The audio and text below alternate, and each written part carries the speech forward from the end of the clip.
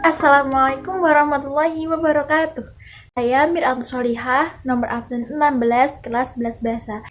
Nah, di sini saya akan menjelaskan tentang peta konsep bab pertama, bubble antropologi, yaitu tentang studi etnografi. Di sini saya sudah mempunyai peta konsepnya yang telah saya buat. Etnografi sendiri ini dibagi menjadi 2 poin, yaitu poin pertama berupa pengertian dan poin kedua berupa teknik atau studi penelitian etnografi.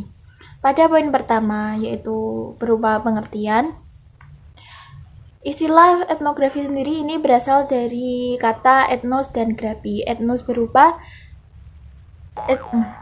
etnos artinya bangsa dan grafi artinya tulisan. Jadi kalau digabung, etnografi adalah deskripsi tentang bangsa-bangsa. Nah, berikut ada beberapa ahli antropologi yang mengungkapkan pendapatnya tentang pengertian etnografi sendiri. Ahli antropologi itu siapa saja? Ini dia. Ahli antropologi yang pertama yaitu ada Spradley, yang kedua ada Spindler, nah yang ketiga ada Kunchoronningrat. Nah, menurut Spradley,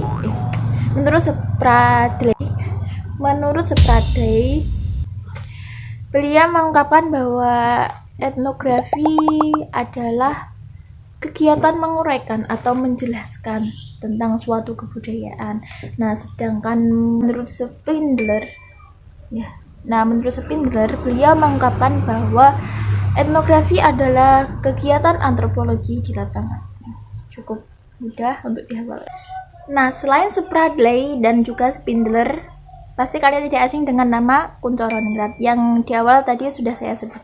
Nah, menurut Kunchoronningrat sendiri, beliau berpendapat bahwa etnografi adalah suatu deskripsi mengenai kebudayaan suatu bangsa. Ada poin pertama, pasti ada poin kedua. Nah, poin kedua yaitu teknik atau studi penelitian etnografi. Nah, teknik atau studi penelitian etnografi sendiri itu dibagi ada 4 macam. Yang pertama ada analisis domain, yang kedua ada analisis taksonomi, dan yang ketiga ada komponen, dan yang keempat ada tema. Oke, saya akan menjelaskan tentang analisis domain terlebih dahulu.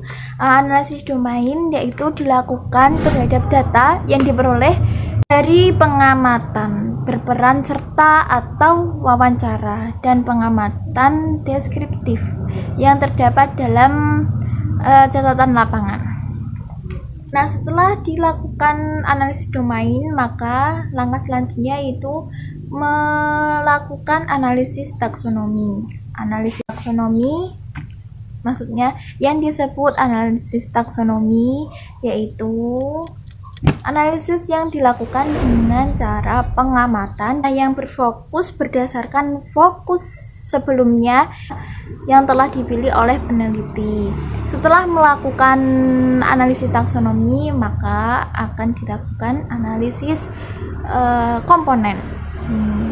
Nah, yang dimaksud dengan analisis komponen yaitu peneliti melakukan wawancara atau pengamatan terpilih terhadap data yang telah ditemukan dengan melalui pengajuan sejumlah pertanyaan kontras. Nah, setelah melakukan analisis domain, analisis taksonomi, kemudian melakukan analisis komponen, baru memasuki langkah yang keempat yaitu analisis tema. Yang dimaksud dengan analisis tema yaitu seperangkat alat prosedur untuk memahami secara holistik lanskap yang sedang diteliti. Saya sudah menjelaskan peta konsep tentang etnografi, kemudian saya akan menjelaskan tentang peta konsep etnografi. Ada studi etnografi, pastinya juga ada konsep etnografi. Berikut penjelasannya. Konsep etnografi dibagi menjadi 2 poin sama halnya dengan studi etnografi tadi. 2 poin tersebut ialah yang pertama ada pemilihan lokasi penelitian. Dan yang kedua ada unsur-unsur dalam kebudayaan. Nah, untuk poin yang pertama ada ciri-ciri geografis. Pastinya juga ada ciri-ciri geologi. Berikutnya ada keadaan flora dan fauna. Maksudnya keadaan tumbuhan dan hewan. Nah, terus ada data demografi. Dan yang terakhir ada catatan asal mula sejarah. Itu yang poin pertama. Dan untuk poin yang kedua yaitu unsur-unsur kebudayaan. Ada 1, 2, 3, 4, 5, 6, 7. Oh, rupanya ada 7.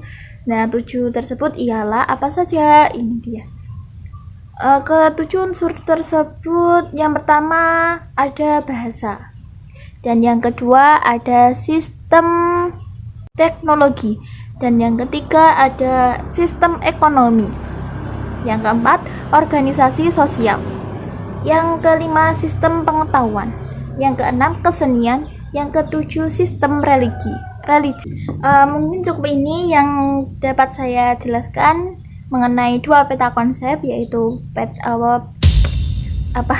peta konsep studi etnografi dan konsep etnografi. Apabila ada salah kata atau tingkah laku yang kurang berkenan, saya mohon maaf yang sebesar-besarnya. Sekian dan terima kasih. Wassalamualaikum warahmatullahi wabarakatuh.